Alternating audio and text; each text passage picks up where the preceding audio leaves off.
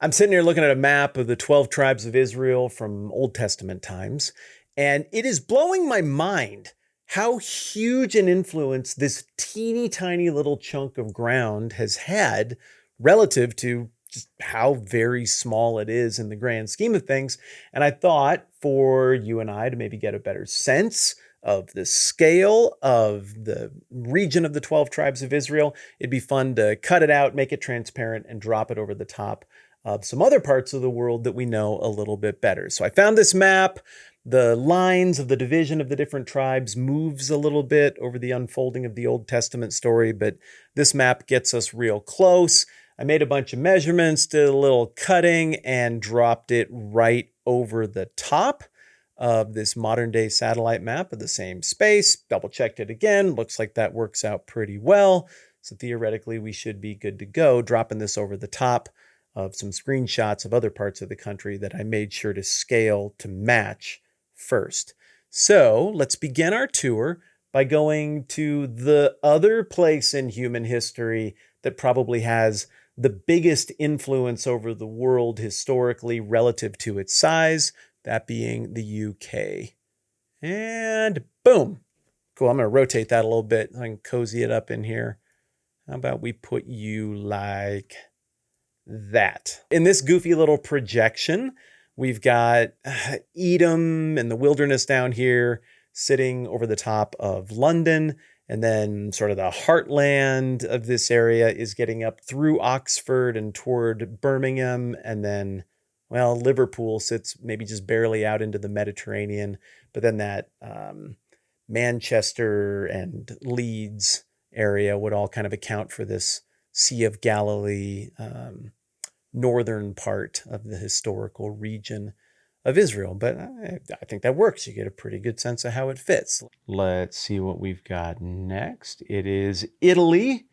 And let's put Jerusalem over Mount Vesuvius right by Naples.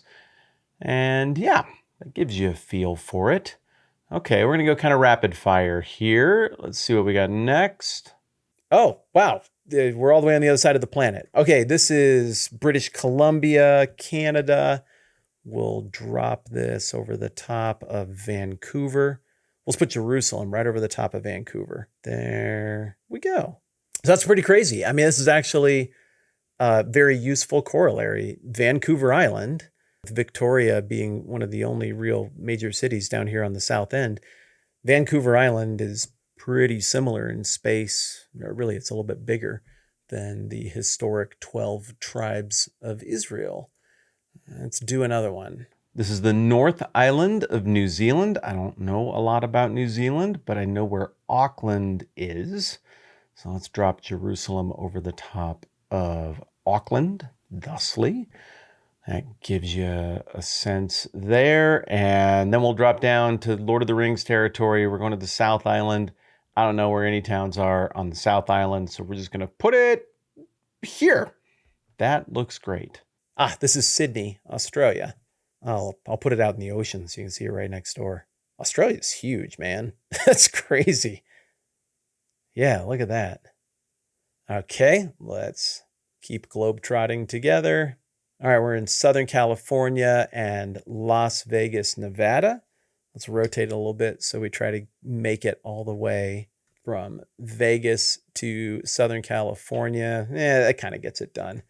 Gets you. I'm going to try to put Judah down around Big Bear and the hills there. That kind of works. So there's Lake Mead up here in the corner. That is the big lake built out of the Colorado River in the southwestern U.S. And there's Vegas sitting right there. And this gets us down into Los Angeles and San Diego and all of that. So that's pretty interesting to think about a journey from the southern end of the historic 12 tribes of Israel in Old Testament times to the northern end being like just walking from LA up to Las Vegas. Real interesting. Let's do a few more here. Okay. Alabama. I thought it would fit neatly right in there, and it does. Okay, where's Montgomery? Is this Montgomery down here? Nuts. I didn't put cities on it. So this is Huntsville. This has got to be Birmingham. All right, if we drop Jerusalem over the top of Birmingham, yeah, everything makes it onto the map. One more? Two more. Oh, yeah, this one's iconic. We'll drop it over the top of the Everglades down there, or we could move it up here. Yeah, it covers almost from Daytona to the Tampa St. Pete area, with Orlando sitting in the Jerusalem, Jericho, heart of things area. And, oh, yeah, well, here's a relatively small chunk of territory that has a crazy huge amount of influence as well. And it looks like if we drop this over the top of New York, right in the middle of things, as New York likes to be, then yeah, we get almost up to Boston. We get down toward Philadelphia, and we cover all of New York. I think that's really helpful. If you're from the United States or you visited the United States, I think that projection is really useful for getting a sense of the size of Israel, of the Holy Land. All right, let's do one more. I'm going to drop it over the top of the mitten of Michigan here. That gives you a sense. Oh, look at the way that tucks in there. Eastern Michigan, that just works. Getting out toward Lansing, covering all of Detroit, Windsor, Ontario, factors into that mix. Also, I've always heard that when you think about the 12 tribes of Israel, you can kind of liken it to that Milwaukee to Chicago corridor. And I mean, that looks like it is very true right here. Well, not really Milwaukee. That's more than that. Look at that. Interesting. So, well, I just learned in front of you that maybe that little relative mental map or mental measurement of how this all works that I've been told my whole life isn't quite as reliable as I thought. There we go. One more. This is my home stomping grounds. So we can drop Israel right over the Front Range of Colorado. And really, I know, even though you can't see it here, we could run this place from my childhood home of Fort Collins, Colorado, right up to my current home in the Black Hills of South Dakota, which you can't see, but they're right up there. But really, if you just think about Cheyenne, Wyoming, if you've ever been through the American West, you know this stretch. Cheyenne, Wyoming, down to the south side of Denver or into Colorado Springs down here, it just sits right over the top of that so very, very neatly. And at least for me, this is the most orienting comparison of all. But again, I'm from here. All of this has been pretty tight so far. So let's go to a different scale. We'll pull back a little bit and let's drop the whole thing here on Europe. There, you can kind of see what that looks like. Sitting on France, Spain. Get another look at it here. Sitting up in the UK. How about Ireland? Wow, well, that corresponds pretty neatly. Let's take the whole thing over to East Asia. See, that lines up with South Korea or Japan or mainland China. I think that gives you a sense. Now let's go wide on the United States. Put it back over here again. Yeah. Over Chicagoland again. Over the mitten again. There it is in Colorado. Oh, now we can see it going clear up. There it is.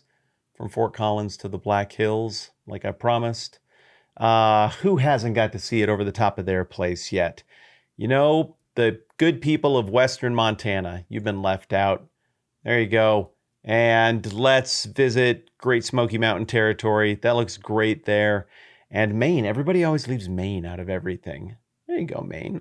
Look at that. Kind of fits neatly right in there as well. Okay, let's do one wider because I wasn't satisfied with how Australia worked.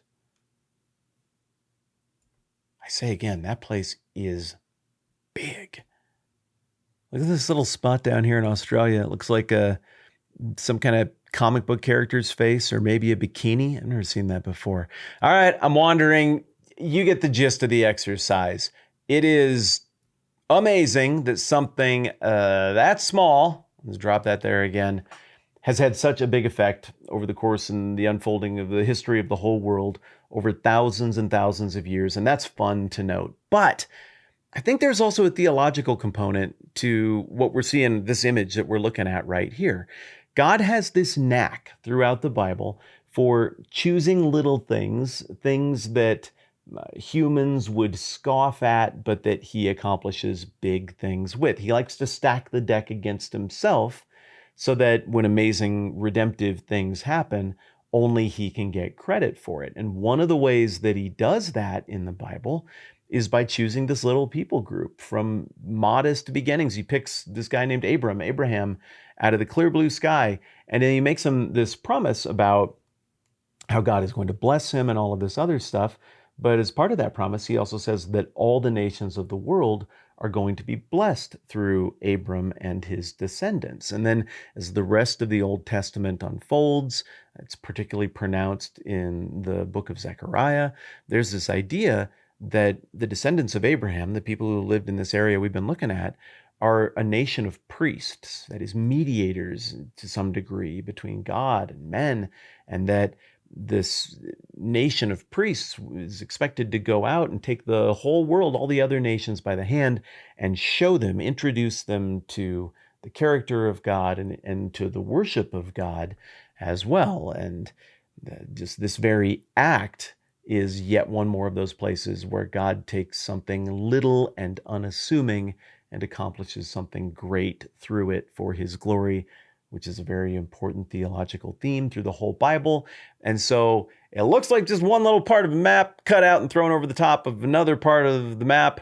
But for me, there's a compelling story in here about the character of God and how he relates to small things. That means a lot to me because I am a small thing and I care about a lot of small things. I'm super grateful for all of you for being interested in this kind of stuff and hanging out with me and doing weird internet together. This weird corner of the internet exists because some of you supported at patreon.com/TMBH.